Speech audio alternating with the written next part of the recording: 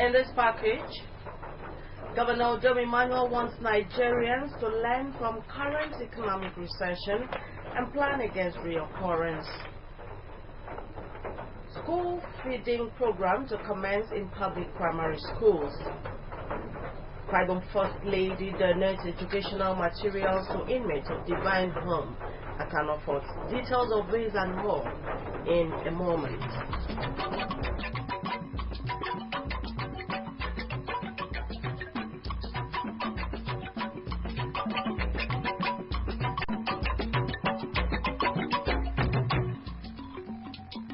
A very good morning to you and welcome to KBC 45 News at dawn. I am Blessing Isongo. Governor Udom Emmanuel has declared that the state will not be caught in the web of the present economic recession that the country is passing through, given his commitment to repositioning the state economically. The governor made the declaration while addressing Government House reporters at the Bom International Airport on his return from a trip outside the state. Government House Bureau Chief Colonel Edem Efreti reports. Adding that the sting of the economic recession will not be felt in the state, Governor Udom Emmanuel said the recession is a normal curve and attributed it to improper planning. Predicting that the nation's economy will pick up again, Mr. Udom Emmanuel said learning from the experience and initiating moves to combat it and prevent a repeat as he is doing in the state now is an essential thing to do. The governor said being one imbued with the I can do spirit, he is even spurred by the recession to remain constantly on his toes to ensure even development of the state and its economic stability. Every move we make is for the development of our state. Absolutely. At periods of recession, we don't expect any serious-minded person just to fold his arms, stretch his legs, and just be crying wolf. I mean, that's not what we have. We don't find excuses. I mean, it's absolutely unnecessary to sit back and say, oh, the country is in recession, and then you look for excuses.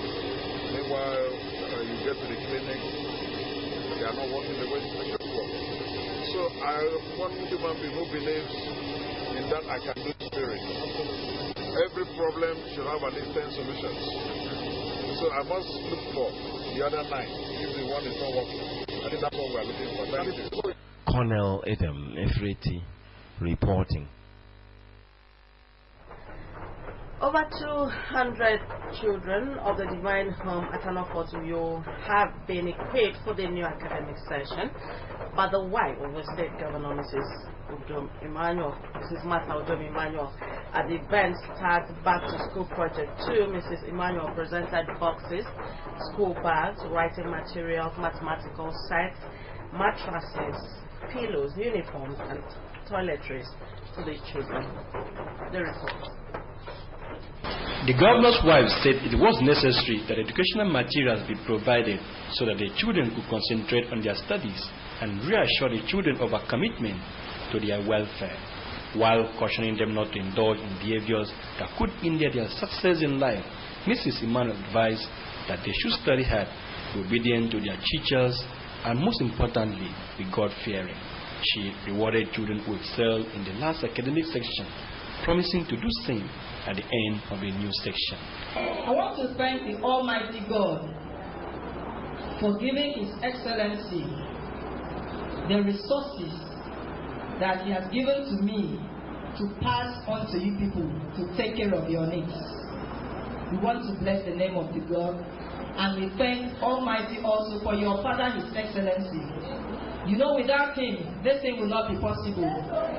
if he was not thinking about you, this would not be possible. You would have been left out there on the streets.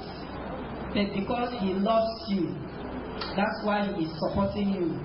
And all he wants from you is good behavior and to pass your exams very well. I am so proud of you people. Your performances here beat most children that are with their biological parents. In a goodwill message, the Commissioner for Women Affairs and Social Welfare, Dr. Gloria Ede, thanked the state governor for ensuring that every Akwa Ibom child lives a good life, and especially commended the governor's wife for being a mother to all Akwa Ibom children. Dr. Ede noted that 8 homes with over 700 children were currently under the care of the state government. Your Excellency, I want to let the public or remind the public again that the Executive Governor is not only taking care of his biological children or women or men, but in Akwa Ibom State there are 5 homes that he's taking care of over 750 children. Earlier, the coordinator of the home, Mrs. Imenyam, thanked the governor's wife for her benevolence towards the inmates of the home, pointing out that she has provided the home with a utility vehicle. And we know that certainly, even when we don't see you all the time, when September comes, we are sure to see you. Because you would like to come and send your children back to school, even as you do to your own biological children. The program, which had the support of the MTN Foundation, saw elected children perform in songs.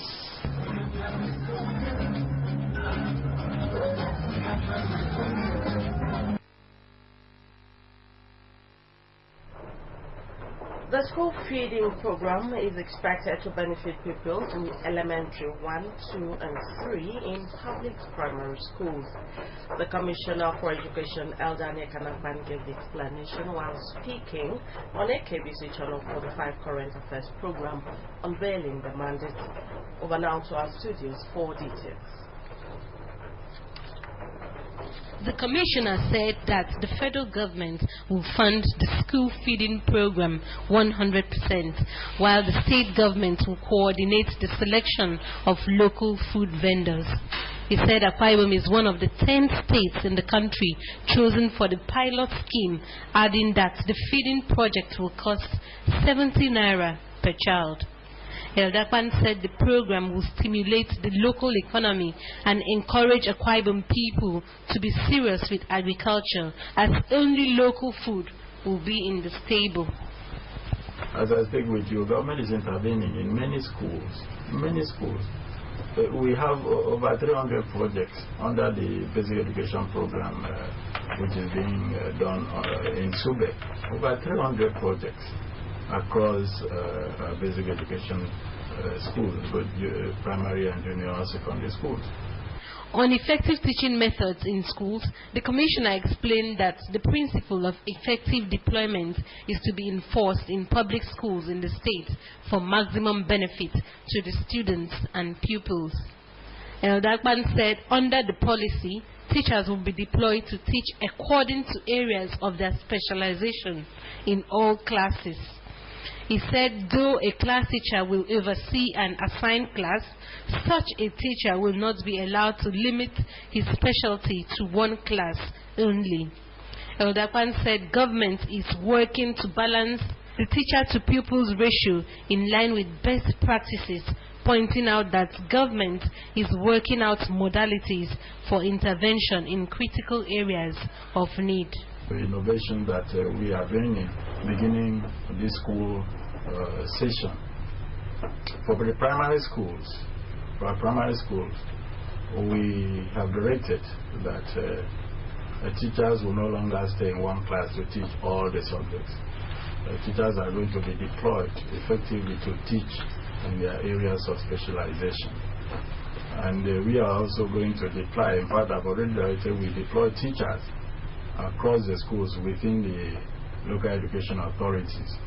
To increase synergy among education stakeholders in the state, the Education Commissioner said an education summit will hold on Thursday, September 15, 2016, where critical areas of collective responsibility will be considered.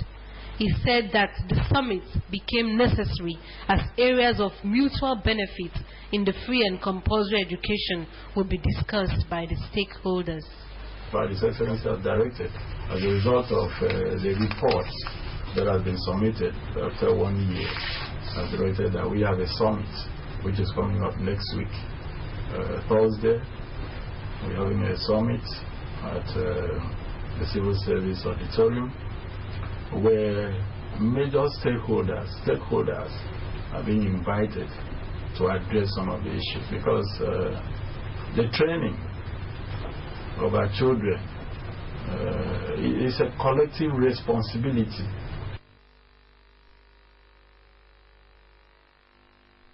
We have to take a short break at this point. Stay on because we have more news for you when we come back.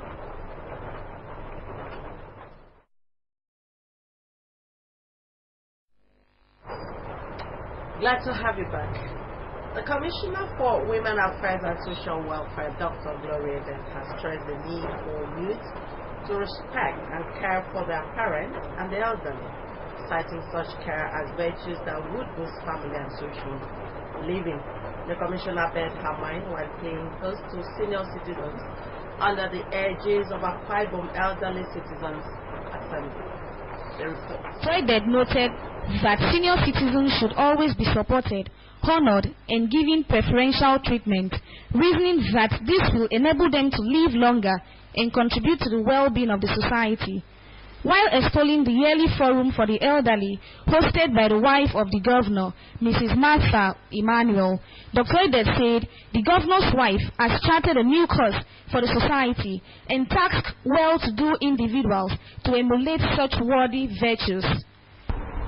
Let me also use this opportunity to thank the Excellency Mr. Yogi Obesan, the Executive Governor of Akwa State, for always giving all opportunities to explain our minds, because in the different ministries we have a different responsibility, and as far as this ministry is concerned, we don't only deal with the women, we deal with the children also, even the women, the widows too, the socially disadvantaged and elderly people under the social welfare act.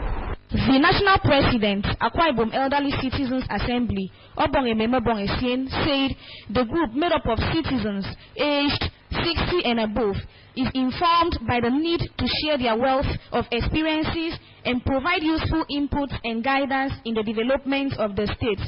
Obonge Esien, who describes Akwa Ibom as a mega tribe, expressed delight that the state is moving beyond ethnicity and divisions, mentioning that the forum has embraced the policies and programs of the state government. The Elderly Citizens Assembly is a body that was formed by concerned elders of the state for citizens of people of 60 years and above, male and female, for the purpose of coming together to share our wealth of experience and exposure and wisdom, different areas of our callings, to avail useful input and guidance.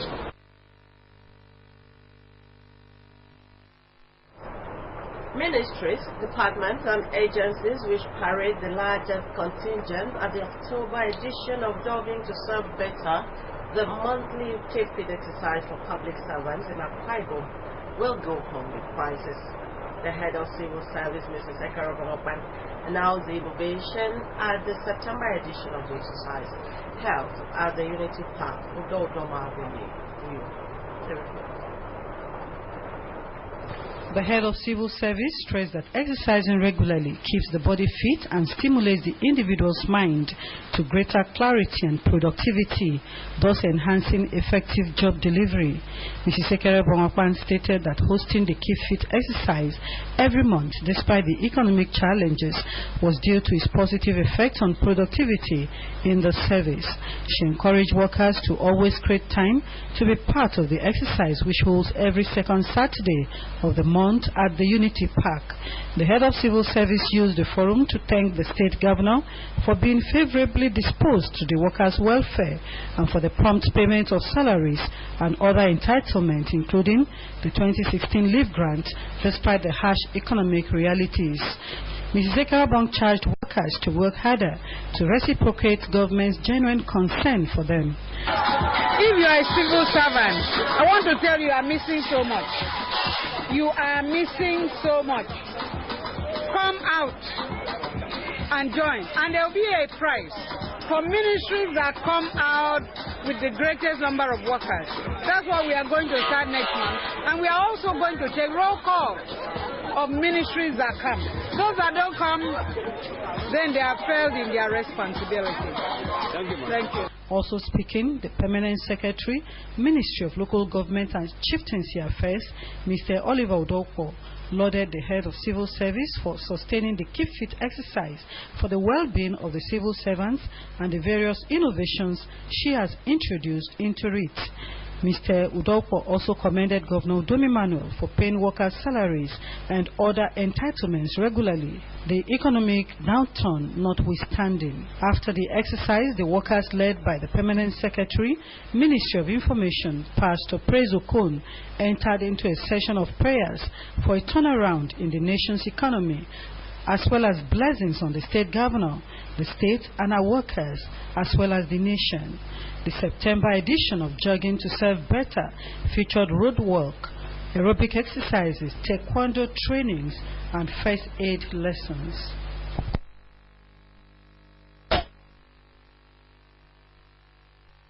The Dixon Bob family of Ikode parents will be in the government area. Madam Mary Dixon Bob is dead, aged 90. The late Mary Dixon Bob is the mother of the Pro-Chancellor and Chairman of the Governing Council of the University of Benin, Senator Effiong Bob.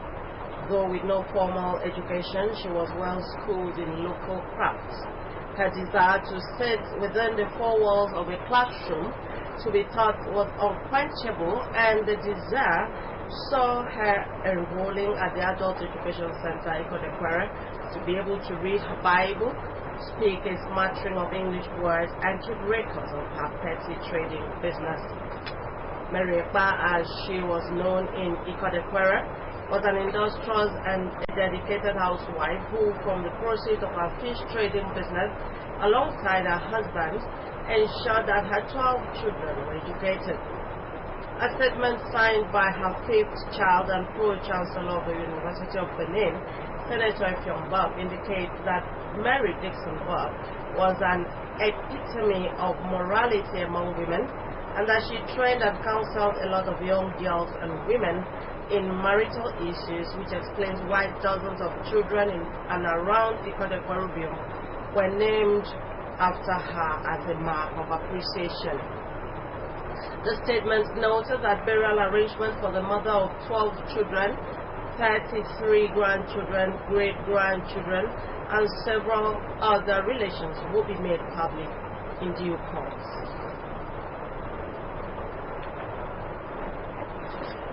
Medals haul. Team Nigeria leads African countries at Rio Paralympics. United States bombers overfly South Korea in response to North Korea's nuclear test. Ceasefire in Syria, brokered by Russia and United States, come into effect. For these and other stories, stay with Mercy Akara on our national and foreign news segment. At the ongoing Paralympic Games in Rio, Team Nigeria is leading other African countries after Monday's win, which brought the country's tally to 9 medals, 5 gold, 2 silver, and a bronze.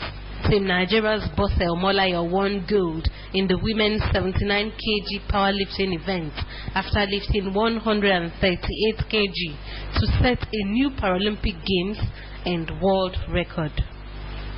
The United States has flown 2 nuclear-capable supersonic bombers over ally South Korea in a show of force. The B-1 bombers, escorted by U.S. and South Korean jets, flew over Osan Base, 75 miles south of the heavily armed border with the North.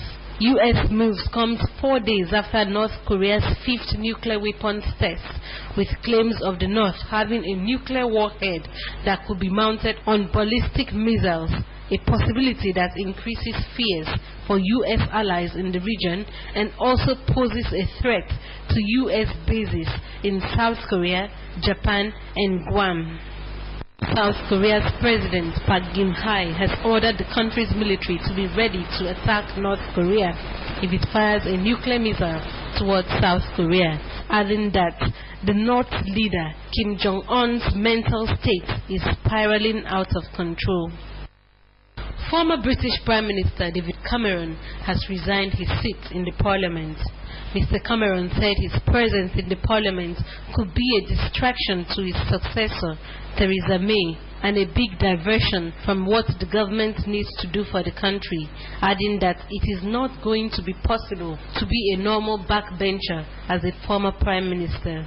David Cameron has promised to support the new Prime Minister, Theresa May, who was elected after Mr. Cameron's resignation following his failed campaign to persuade voters to remain in the European Union in Britain's Brexit referendum. In Syria, a nationwide ceasefire between the Assad regime and opposition groups struggled to take hold as explosions were reported on a supply line to rebel-held East Aleppo in the southern town of Deraa. The nationwide ceasefire, brokered by the US and Russia, began on Monday, coinciding with the Muslim Eid al-Kabir holiday, and is aimed at putting an end to fighting and moving towards a political solution after more than 5 years of war between forces loyal to President Bashar al-Assad and rebel groups fighting to depose him.